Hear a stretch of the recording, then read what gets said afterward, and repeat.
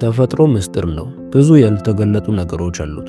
ተፈጥሮም ያስፈራልም ደስም ይላል። ሕጉና ስሪቱ ግን ተመርምሮ የሚያልቅ አይደለም። ሰውም የተፈጥሮ አካል በመሆኑ ብዙ ምስጢራትን ተሸክሞ ይዞራል። ፍቅርም ምስጢር ነው።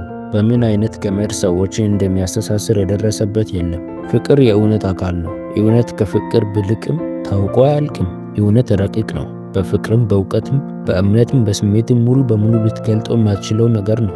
ምንም እንኳን መጽሐፍ ቅዱስ የተከደነ የማይገለጥ የተሰወረ የማይታወቅ የለም ቢልም ተደባብሰው ሳይታወቁ የሚቀሩ ብዙ ጉዶች አሉ። ማወቅ ከሚገባን ከተደበቁ እውነቶች ውስጥ 10% እንኳን የምናውቅ አይመስለኝም። በዛ ላይ እውነት ብዙ ነው። ታይቶ የሚታወቅ እውነት አለ። ታስቦ የሚደረስበት እውነት አለ። በእምነት የሚገልጡት እውነት አለ። ነገር ግን አይተው አስበው አምነክም ተምራምረህም የማደርስበት እውነትም አለ። አየርላንዳዊው ባለገጣሚ ኦስካር ዋይልድ የፍቅር ምስጢር ከሞት ምስጢር የበለጠ ነው ብሏል። ኦስካር ዋይልድ ያልገባው ነገር ያለ ይመስለኛል።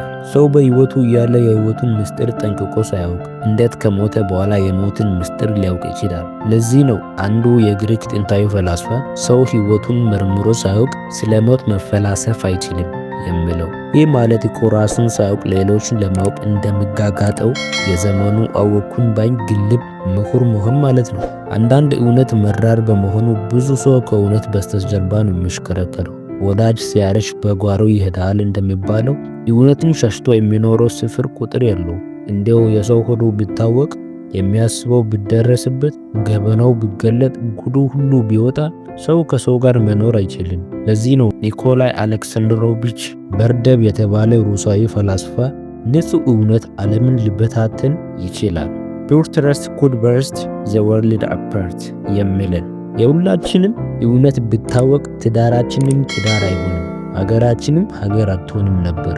በዛም አለ በዚህ አንዳንድ እውነቶች መሰወራቸው ለበጎ ነው ብዬ አስባለሁ። ምክንያቱም እውነት በግልጽ የሚታወቅ ከሆነ ሰው ከሰው ጋር ይኖር ዘንድ ይቸገራል። ታዲያም ሰውን እርስ በርሱ ያዋደደው ውሸት ይሆን እንዴ?